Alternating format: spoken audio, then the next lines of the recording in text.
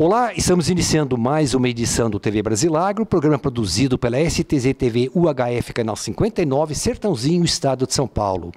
Você pode assistir a íntegra de todos os nossos programas visitando o nosso site brasilagro.com.br. No mesmo site você pode se inscrever para receber todos os dias e gratuitamente ao Clipping Brasilagro com as notícias nacionais e internacionais das cadeias produtivas do agronegócio. Se você tiver alguma sugestão, converse conosco através do e-mail tv@brasilagro.com.br.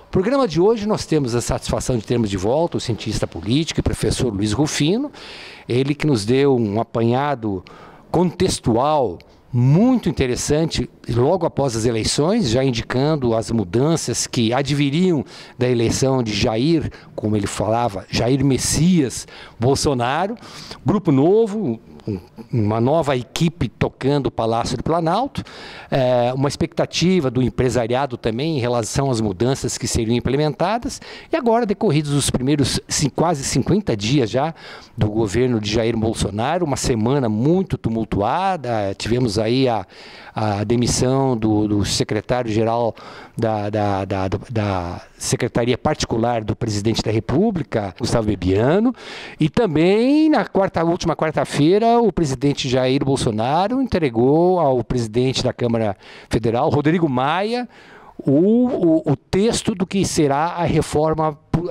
da Previdência, um assunto extremamente palpitante que mexe com os interesses não só do empresariado, mas de cada um dos brasileiros também. Professor, muito obrigado por atender o nosso convite, é um prazer imenso tê-lo de volta ao nosso programa. Eu que agradeço, Ronaldo, é sempre um prazer estar aqui, poder esclarecer e fazer uma análise de conjuntura, como você bem disse. Cientista político vive de análise de conjuntura. O que você considera relevante nesses primeiros 50 dias do novo governo, do governo Bolsonaro na presidência da República? Olha, Ronaldo, tradicionalmente no marketing governamental, a gente faz a avaliação definitiva depois dos 100 primeiros dias. Você tem ali toda a estrutura montada, a estratégia montada e a comunicação montada. E toda a ação também já prognosticada, né? De relevante é que a batalha contra a imprensa tradicional, né, a velha imprensa, continua. A imprensa vem se apegando a questões superficiais, a espuma da história, que é o caso da demissão do Bebiano, que ficou evidente que era um informante da imprensa, no vazamento dos áudios, né, ao invés de se ocupar de dois blocos que não deram problema nenhum até agora, que é exatamente o Ministério da Fazenda, né, da Economia, com o Paulo Guedes, e o da Justiça, que vem atuando e também não deu nenhum problema até o momento. Então, assim, para criar-se fatos, vai-se a guerra, e a guerra não é nem ideológica. Os jornalistas são usados ideologicamente, mas a guerra é financeira, né? Com aceno do corte e subsídio das grandes empresas de comunicação, a guerra foi declarada. E nós vamos assistir isso até o final do mandato, e é preciso separar o joio do trigo. Eu recordo muito bem, tenho em viva memória, esse termo é velho, em viva memória, o que você declarou na nossa última entrevista. Nós estávamos aí, na verdade nós gravamos antes da eleição do segundo turno, mas já prognosticando uma vitória de segundo turno, não é? Acertamos o prognóstico e você acertou na sua análise que você fazia. E você deixava claro que na eleição o grande derrotado não foi a velha política, a grande derrotada não teria sido só a velha política, mas também a mídia tradicional. E você colocava ainda a questão também dos analistas, entre aspas, né, representantes da academia, que na verdade não têm compromisso com a verdade, estão até longe disso, eles têm compromisso com a ideologia que defendem e que é uma ideologia ultrapassada. No caso específico da demissão do ministro Gustavo Bebiano, a que se deve, na sua leitura, a demissão dele? Ficou evidente que houve uma reunião após a posição do Bolsonaro em exonerá-lo. Nessa reunião participaram o general Heleno, participaram o Onyx e mais 2 outros representantes. Ficou combinado que ele permaneceria no cargo e que aquela informação não poderia ser vazada. No mesmo dia, a informação foi vazada para o Globo, ficou evidente que quem havia feito isso era o Bebiano. Assim como a confissão do jornalista Augusto Nunes em ter vazado os áudios que Bebiano repassou para ele, para a revista Veja e para o antagonista. O Augusto Nunes assumiu isso no Pingo nos Is, ou seja, a ideia de se colar os laranjas de Pernambuco, né, no presidente, caiu por terra nos áudios, porque ele disse que a Polícia Federal exatamente iria investigar, e a tentativa de cair atirando no Bebiano, revelando que ele era o interlocutor entre a velha imprensa, né, a velha mídia e o executivo. Ou seja, ele fez um papel de traidor, e ficou muito evidente, o presidente estava ainda acamado no hospital, e o filho, qualquer filho tomaria as dores, eu não tenho a menor dúvida disso, naquela situação. E acabou, então, vazando. Se deve exatamente a isso.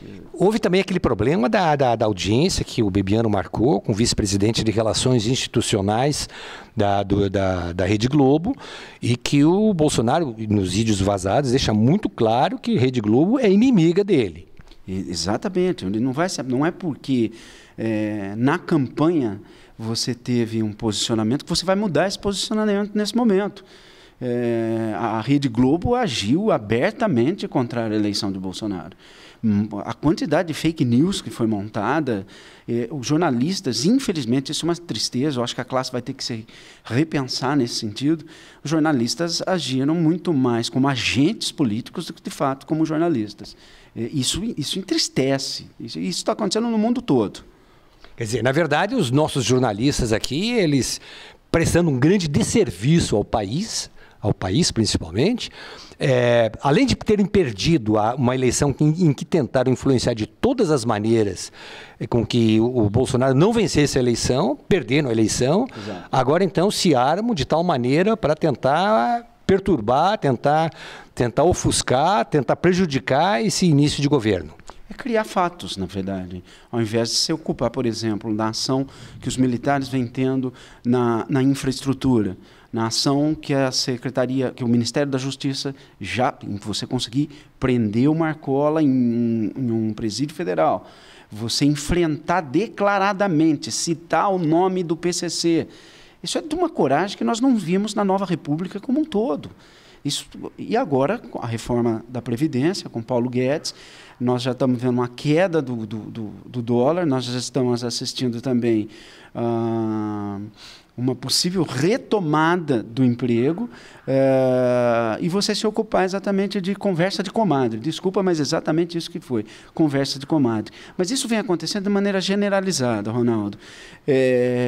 Principalmente jornalistas que nós chamamos os baby boomers, né? Que estão atrelados às fontes que são fontes tradicionais. Você se informa a partir de jornais, né? Não dá mais para agir dessa forma. Hoje você tem que ter outro tipo de fonte. Há o nascimento, nos últimos 10, 15 anos, de uma mídia independente que pautou, criou uma nova narrativa que precisa ser ouvida, precisa trazer isso à tona. Por exemplo, o Brasil Paralelo, que criou uma narrativa, inclusive a última narrativa que eles estão criando é um revisionismo de 1964, inclusive com depoimentos do próprio William Vac, né, que vem causando polêmica. É preciso que os novos jornalistas entendam essa nova divisão. Essa revolução digital, essa revolução na comunicação, trouxe à tona uma nova mídia que não responde aos grandes e velhos veículos. Professor Rufino, a eleição nesses primeiros 50 dias, também tivemos aí a eleição de Rodrigo Maia à presidência da Câmara. Havia um cenário de disputa que efetivamente não houve. E tivemos aí eu quero achar o termo correto para não parecer e também não ferir os ouvidos do nosso telespectador. Eu ia falar a exclusão, né, o ejetamento, né, a ejeição do Renan Calheiros do Senado, da presidência do Senado Federal, do ambiente, inclusive, do Senado Federal. Como é que você avaliou? Isso foi uma vitória do novo governo? Isso foi um adeus à velha política? De que maneira você encara isso? Olha, nós não podemos ser inocentes e dizer que a velha política acabou simplesmente porque nós conseguimos eleger novos representantes. essa batalha vai se travar exatamente muito mais, como eu digo, não nos ministérios, que já estão muito bem situados, mas vai se travar no Congresso e no Senado. Nós podemos dizer que, em política, assim como na guerra, 50% de vitória é a vitória. Houve a vitória no Senado, houve, na verdade, a manutenção do Maia no Congresso, mas o comportamento do Senado, um comportamento patético, talvez demonstre que nós teremos tempestades à vista. O Renan não vai ficar quieto. O comportamento da senadora Cátia Abreu foi completamente deslocado. O debate no Senado ele tende a ser mais de enfrentamento que talvez no Congresso. Embora a priori seja uma vitória, a longo prazo nós vamos ter enfrentamento sim. Principalmente na aprovação da Previdência e do pacote anticorrupção, que já teve baixas, né? Você mencionou do Ministério do Bolsonaro, você mencionou o Sérgio Moro na Justiça e você mencionou Paulo Guedes na Economia. Também tivemos aí um desempenhar novo de uma liderança do agronegócio, a ministra Tereza Cristina. Nós já entrevistamos, já estivemos muitas vezes com ela. Ela é uma pessoa extremamente preparada para o cargo que ocupa como ministra. Ela como secretária da Agricultura, da Indústria, do Turismo, do Governo do Estado do Mato Grosso do Sul, fez um trabalho excepcional, um trabalho extraordinário. Ela como presidente da Frente Parlamentar da Agricultura, ela também fez um trabalho brilhante. Um trabalho que, inclusive, a credenciou a ser convidada pelo presidente Bolsonaro para ocupar o ministério. E ela já conseguiu, em 2 embates com o ministro Paulo Guedes, sem nenhuma briga que pudesse... Busca, né? Exatamente, mas eu diria sem nada de forma exteriorizada por essa mídia que mais prejudica o país do que colabora, ou que mais prejudica do que noticia. Ela conseguiu impor aí um veto à importação sem impostos de leite em pó, não é? E conseguiu também manter aí o subsídio, que não é um subsídio, na verdade é um benefício oferecido para os agricultores que utilizam-se da irrigação. E você pode usar irrigação para produção agrícola, você vai conseguir produzir onde você não produz absolutamente nada. Então, nada mais justo também do que você oferecer uma vantagem que não está diminuindo o preço de venda, não está criando um dumping de produto, muito ao contrário. Como é que você analisa essa posição da ministra Tereza Cristina, que no embate com Paulo Guedes, ela foi vencedora e, ao mesmo tempo, o ministro Paulo Guedes demonstrou um jogo de cintura realmente interessante, que até eu não recordo nas últimas décadas de ver ministro da Economia ou da Fazenda ceder. E no caso do Paulo Guedes, ele cedeu. Nós temos uma grande diferença da escola de Chicago, da escola econômica, é que ela ouve os ruídos, e governar é ouvir ruído real. E a ministra trouxe, de fato, ruídos segmentados, pertinentes. Quando você ouve os ruídos que vêm, demandas sociais, você consegue readequar isso com mais facilidade do que você ter um planejamento centralizado e você não modificar por conta desse planejamento centralizado. Na verdade, o que eu colho e analiso disso é que o diálogo está aberto e que quanto mais essas demandas forem trazidas ao debate real, ao entendimento dessas necessidades, mais ganha o país do que foi feito, o contrário do que foi feito no último governo, que eles achavam que conseguiam, por um governo centralizador, controlar a economia e intervir na economia. Muito pelo contrário. Eu acho que ganha o Brasil com isso. Eu volto a lhe repetir uma pergunta que eu lhe fiz no último programa, onde já se prognosticava que o Jair Bolsonaro venceria a eleição e deixaria um lastro muito ruim, não só de imagem, mas também de crédito do PSDB e do PT. O que está acontecendo no começo desse governo Bolsonaro? Volta e meia a gente ouve algum ruídozinho ainda, o Lula condenado pela segunda vez, Nós temos aí o que eram lideranças expressivas do partido, não se reelegeram. Né? Fernando Pimentel, no Minas, Dilma Rousseff, candidata ao Senado em Minas, Lindeberg Faria, no Rio de Janeiro, e tantos outros aí. Você acha que o PT continua nessa marcha dele, de ser um partido, eu não vou dizer em extinção, mas um partido que está diminuindo drasticamente de tamanho? Olha, não vejo assim, não é tão simples, ele não é feito somente de cargos. O mentor intelectual da esquerda brasileira em geral, principalmente partidos dos trabalhadores, foi Antônio Gramsci. E Gramsci pregava o aparelhamento, a revolução cultural. Então, muitas vezes, hoje, o militante, ele não é um militante de carteirinha do partido, não participa de reuniões partidárias. Ele é um militante na universidade sem saber. Ele é um militante dentro de uma enfermaria sem saber. Ele é um militante médico sem saber, por conta de que ele foi tomado por ideias progressistas. Então, o jornalismo foi tomado por essas ideias progressistas, a educação foi tomada como um todo por ideias progressistas. Você vê a reação que se tem com o ministro Ricardo Vélez. Parece que ele desceu de uma nave espacial, sendo que o homem é um intelectual. Fez a dissertação de mestrado dele escrita em latim. Tem uma experiência de Brasil que a maior parte da intelectualidade brasileira não tem. Você vai nos encontros de filosofia, pesquisa-se Michel Foucault, mas ninguém pesquisa o Brasil. Ninguém foi estudar o patrimonialismo brasileiro como ele foi. Então, o grande problema a ser enfrentado é uma militância que não possui carteirinha, que é progressista. Muitas vezes nem vota no partido, muitas vezes se coloca publicamente como isentos, né? Que eu costumo chamar de isentões, mas, no fundo, defende a mesma pauta. A dificuldade que, por exemplo, o ministro Vélez terá dentro do Ministério da Educação com servidores que são isentos e que têm uma visão progressista. E que é muito difícil, porque tem suas garantias. E é esse o enfrentamento. Talvez esteja aí a grande dificuldade de se colocar um intelectual na vida prática. Então, nós vamos... Ele já deu sinais, ele já chamou o Carlos Nadalim, que é de uma escolinha Balão Mágico, que vem conseguindo, lá em Londrina, resultados de alfabetização brilhantes, a partir da verdade do fonema, na grafia e na prática do aprendizado, e vem dando prioridade exatamente para o ensino fundamental 1 e ensino fundamental 2. Só que ninguém está falando isso.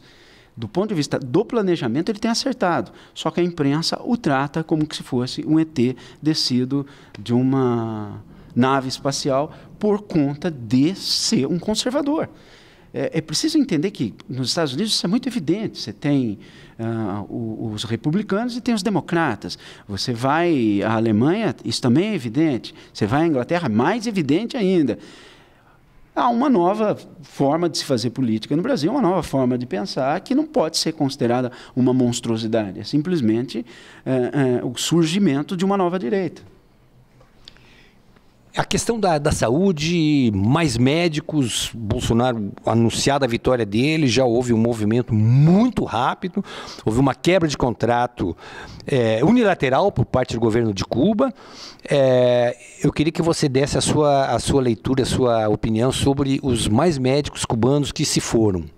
Há um mito em relação aos médicos cubanos e à medicina cubana. Do ponto de vista da análise clínica geral, tudo bem, eles funcionam. Agora, do ponto de vista do aprofundamento, eles não têm essa formação, falta tecnologia em Cuba. E criou-se um certo romantismo da Revolução Cubana em relação a isso. A prova de que o antigo governo estava mentindo é exatamente que todas as vagas já foram preenchidas. E por que tinha que ser cubanos? Porque eles eram agentes de informação, agentes culturais, trabalhando exatamente nessa estratégia gramsciana. Na medida que eu te atendo, eu também faço tua cabeça politicamente. E é tudo que nós não precisamos, infelizmente. Então, está mais do que comprovado qual era a função desses agentes no Brasil. A posição assumida pelo presidente Bolsonaro, já em Davos, em relação ao regime ditatorial de Maduro na Venezuela. Olha, o Bolsonaro já vinha dizendo, é outro que vem sendo massacrado, o ministro das Relações Exteriores, exatamente pela sua formação intelectual de conservador, e que aponta, na verdade, que entre fazer negócios entre China e Estados Unidos é muito mais confiável fazer negócio com os Estados Unidos. E em relação à Venezuela, já estava mais do que muito claro, né, que o que se tem ali é uma ditadura de longo prazo, não há embargo econômico, é uma mentira. Inclusive, eu vi esses dias o prefeito de Londres sendo desmentido numa TV na Inglaterra, dizendo que a Venezuela estava necessitada por conta do embargo econômico. Isso é uma mentira, não há embargo econômico. O maior consumidor de petróleo da Venezuela é o próprio Estados Unidos. O que se tem ali é a tentativa e uma estratégia de se criar um movimento socialista na América do Sul e na América Latina, e que, morrendo a galinha dos ovos de ouro, que era o Brasil, vá morrendo progressivamente os outros países. Então, é mais do que urgente. Há crianças morrendo de fome na Venezuela. Não dá para ficar mentindo sobre a atual situação ou ideologizando a discussão sobre a atual situação. Você acha que rumo que levará essa crise na Venezuela? Olha, o Maduro acabou de aceitar, ele não aceitou, na verdade, a ação solidária de outros países, a não ser a Rússia. Eu temo essa aproximação da Rússia, porque nós entraríamos aí nas relações internacionais. A Rússia vem criando um grande plano eurasiano, né, junto com a China, para disputar mercados, e a América Latina é um grande mercado. Se você pensar, vamos raciocinar de maneira absurda, essa parceria Rússia e China, você já vê, como o Bolsonaro acusou, e com propriedade, você vê intervenções chinesas na agricultura brasileira. Muito fortes. Muito forte, muito forte. A nossa CPFL, por exemplo, que não é da agricultura, mas a maior parte de capital é chinês, comprando terras agricultáveis, como nós dissemos no último programa. Isso é preocupante. Você tem 1 bilhão e 300 milhões de chineses. 200 milhões de chineses são suficientes para a gente mudar, não precisa disso, 1/4 disso. É suficiente para 20 anos mudar a cultura brasileira. Nós nos tornaremos a China. Facilmente, do ponto de vista cultural. Então é preocupante isso. É preciso ser analisado essa aproximação da Venezuela, porque nós vamos poder ter talvez um empecilho para a América Latina. Isso, como se diz em política, vamos assistir a marcha da história agora. Essa questão que você coloca da China na agricultura, ela remota, ela nos remete, na verdade, a lembrança num movimento de grupos japoneses e do governo japonês, isso há algumas décadas atrás, no sentido de utilizar as terras agricultáveis brasileiras para a produção de alimentos, principalmente soja, para exportação para o Japão. Quer dizer, não é para produzir, para colocar no mercado, que nem os nossos produtores fazem isso. E agora o que se assiste e até numa velocidade assombrosa, são essas empresas chinesas entrando. Então você tem, por exemplo, hoje uma empresa de defensivos e adubos, a Tinchena, a Dama, aqui com plantas no Rio Grande do Sul, no Paraná também, capital chinês. E são empresas que vêm se destacando de forma muito grande. Na questão das máquinas e equipamentos agrícolas também. Nas usinas sucroenergéticas já tem movimento de empresas chinesas oferecendo produtos e serviços aqui para os usineiros brasileiros. Então é realmente um movimento que deve acender a luz dentro dessa perspectiva que você coloca. Quer dizer, procuram produzir, como não tem terras lá, e aí o Brasil realmente é a esperança mundial, é o celeiro mundial do futuro, não é?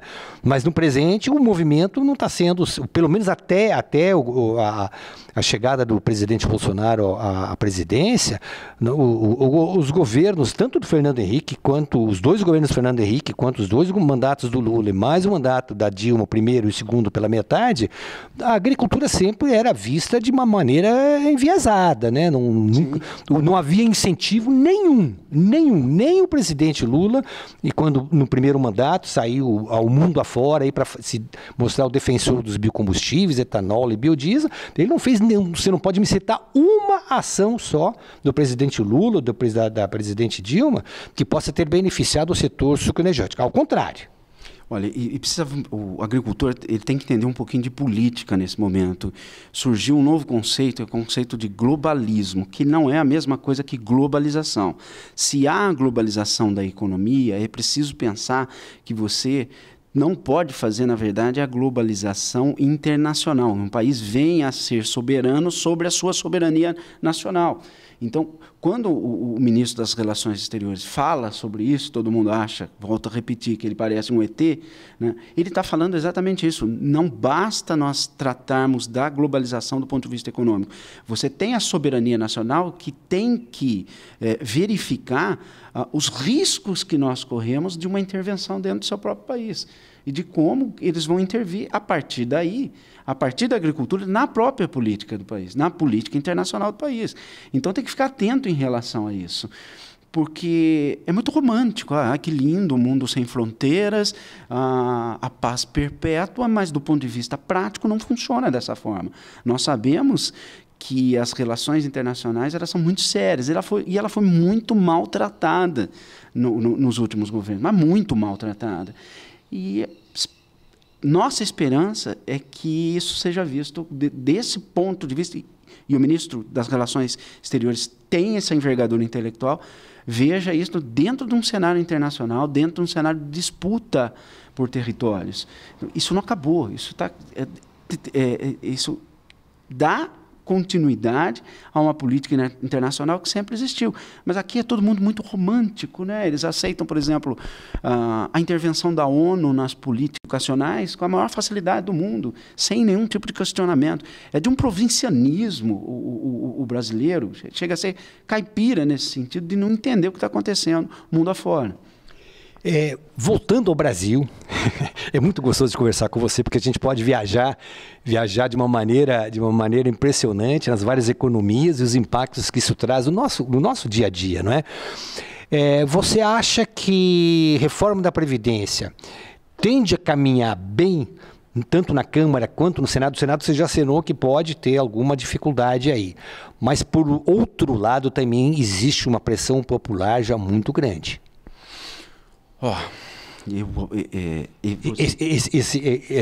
Esse posicionamento mostra um problema. Não, eu gostei quando você disse há uma pressão popular. É muito arriscado o que eu vou dizer. O presidente está isolado. Ele sim está isolado. Mesmo com os ministros, ele está isolado por conta da própria velha imprensa, mas ele tem 57, quase 58 milhões de pessoas que votaram nesse projeto. Eu governaria, se fosse presidente, o primeiro ano, principalmente em temas polêmicos, através de plebiscito e através de referendo.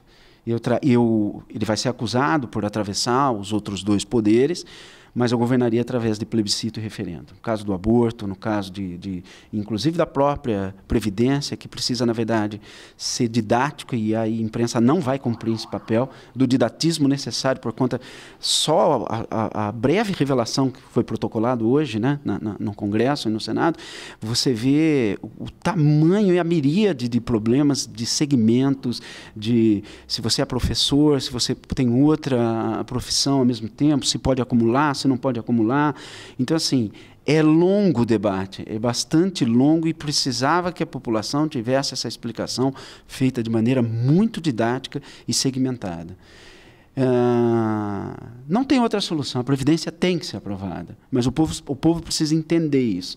Enquanto a mídia fica dizendo que, na verdade, que é o pobre que vai pagar, isso não ajuda ninguém. está ajudando, na verdade, o poderzinho dela, que ela quer manter de maneira espúria ainda, diga-se de passagem. Ela precisava cumprir um papel republicano, que seria um papel de informar a população, para que ela possa chegar, aí sim, isso parece até uma utopia da minha parte, que ela possa chegar sozinha à sua decisão. Mas volto a dizer, eu insisto, Bolsonaro no primeiro ano tinha que governar à base de referendo e de plebiscito. O pacote enviado pelo ministro da Justiça, Sérgio Moro, ele também já sofreu aí embates violentos. A OAB já se posicionou contra. Aliás, a OAB dificilmente, historicamente, a OAB cumpriu um papel brilhante. Até o final da década de 70, no começo da década de 70 também, década de 80, mas daí para diante os movimentos da OAB, as defesas públicas da OAB, elas deixaram muito a desejar. Isso não é uma opinião minha apenas, isso é a opinião dos próprios advogados aí que têm se queixado. Nós temos assistido aí o WhatsApp agora com essa mudança de comunicação, né? Fotos do presidente da OAB com promotores que fazem campanha pública aberta contra os interesses do novo governo federal, quer dizer, politização de uma entidade que é uma entidade que deveria estar acima da política. Você acha que Sérgio Moro também já começa a sofrer algum revés? Olha, do ponto de vista da OAB, curiosamente, essa semana eu conversei com 3 juristas que já pretendem montar, na verdade, uma frente contrária à OAB, se posicionando como conservadores e criticando posturas, principalmente, por assim, há falsos debates, né? A OAB vem promovendo, e me permite enfiar o dedo na ferida, falsos debates, é falar para você mesmo, né? Cria-se um público, fala-se para si próprio e evita, na verdade, o enfrentamento dialético, que é o que seria o debate público. Então, os juristas, cansados desse discurso enviesado, já estão pretendendo criar uma instituição paralela para enfrentar a OAB nos seus posicionamentos. Eu acho que o maior desafio de Sérgio Moro é em relação ao pacote anticorrupção para o Caixa 2. Né? Ele já se contradisse ontem. Eu fiquei bastante triste em relação a isso. Mas por quê? Porque o juiz que julga a si próprio é o pior juiz. O velho Aristóteles já dizia isso há 2.400 anos. Como os nossos congressistas e os nossos senadores vão julgarem a si próprios? Eu acho que está aí o maior desafio. Eu vou dar um palpite aqui. Se eles conseguissem fazer essa reforma daqui para frente, eles votariam. Agora, se nós pegarmos essa reforma daqui para trás, nós também absolveríamos. Se nós não fizermos isso, nós vamos absolver Mensalão, Petrolão e todos os fatos que envolvem Caixa 2 no Brasil. Eu acho que é preciso ser rigoroso, é preciso ser tomar as medidas necessárias, com o impacto necessário. Doa a quem doer. Como diria uma tia minha, você não faz omelete sem quebrar os ovos. Tem que quebrar todos os ovos. E a classe política tem que, sim, estar preparada para isso. Você tem sido ao largo dos anos, eu acompanho com o seu brilhantismo nas emissoras de televisão, onde você habitualmente frequenta trazendo as suas opiniões, quer dizer, você é um excelente formador de opinião, até porque você tem uma base muito boa, uma base que inclusive o distingue dos outros comentaristas, não cientistas, dos outros comentaristas políticos que a gente vê por aí ocupando espaço na mídia. Como é que você vê a questão que envolve a prisão pela enésima vez de Paulo Preto. Paulo Preto, que é o operador financeiro, né? Seria o PC Faria na época do Fernando Collor, né? Que seria essa turma toda que está presa ou que está em vias de prisão do PT. Né?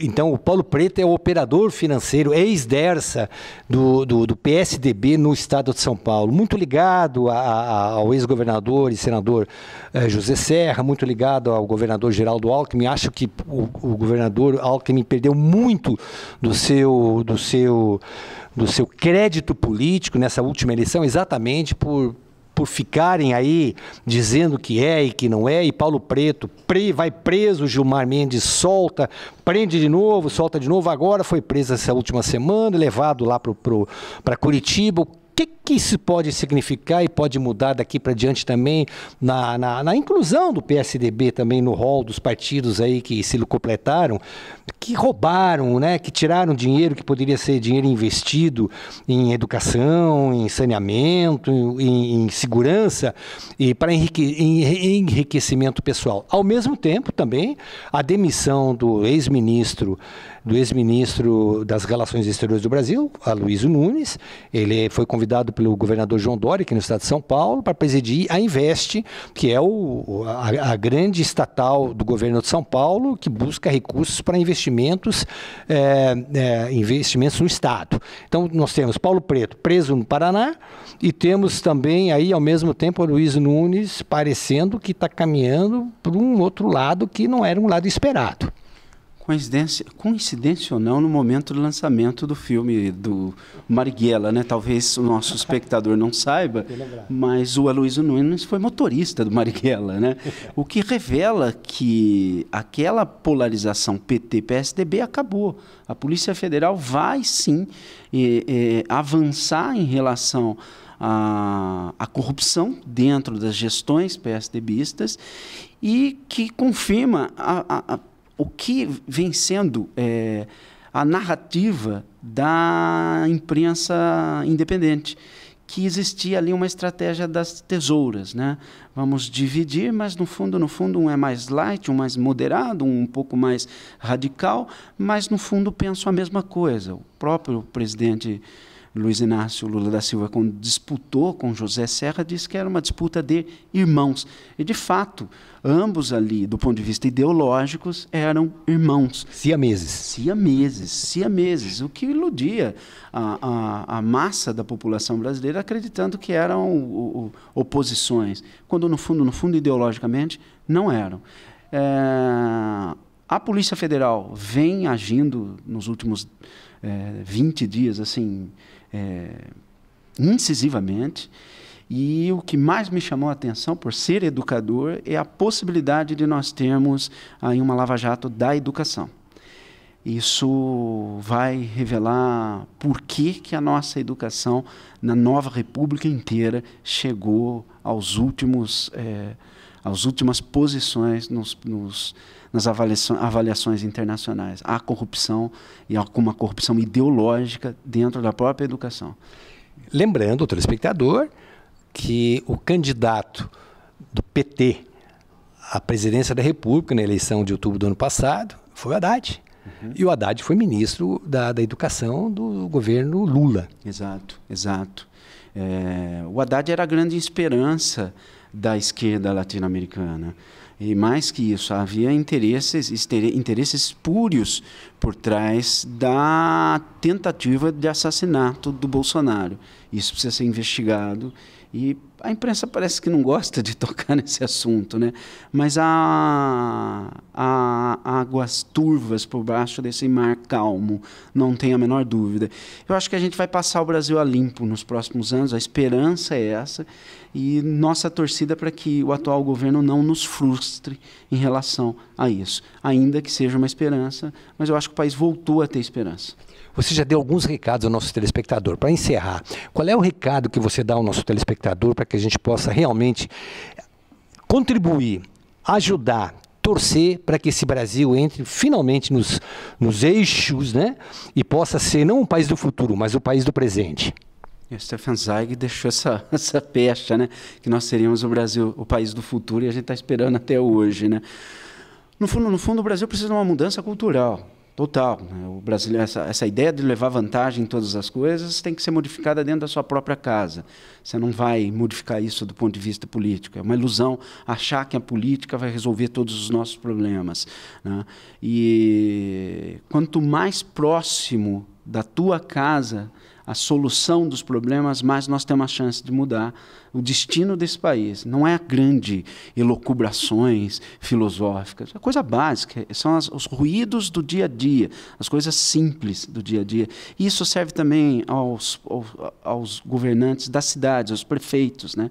E que devem se ocupar mais do dia a dia da sua cidade, o vereador, do dia a dia do seu bairro. É esse ruído, é a coisa básica que tem que ser resolvida e que não foi resolvida até hoje. E, no caso das famílias, dentro de casa, dando exemplo que se dá aos filhos e aos netos, que você pode mudar a participação do brasileiro na sociedade, né? A família é a primeira sociedade, para que a gente seja preparado para a segunda sociedade, que é a sociedade brasileira. Eu acho que é o básico. É o básico, básico. Ser ético nas suas relações, buscar a justa medida das coisas. É difícil, é difícil. Há países que conseguiram e acredito que a gente possa conseguir. Professor Luiz Rufino, muito obrigado pela sua participação. Fica aberta aí o convite permanente para que você, na medida que puder, venha nos brindar com as suas análises muito lúcidas, muito responsáveis e extremamente construtivas. O que é muito difícil hoje em dia é a gente, como jornalista, ter o privilégio de poder entrevistar pessoas com a sua visão, uma visão moderna, uma visão corajosa, não é?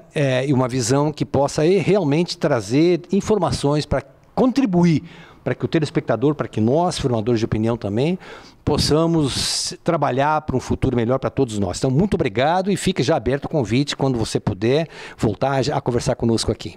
Eu que agradeço a oportunidade de esclarecer e de trazer à tona algumas coisas que a velha imprensa não traz, né, Ronaldo? Vocês estão de parabéns, principalmente você. Eu que agradeço. Muito obrigado a você, telespectador amigo. Nós voltamos na próxima semana com novos entrevistados. Até lá, fique com Deus. Obrigado.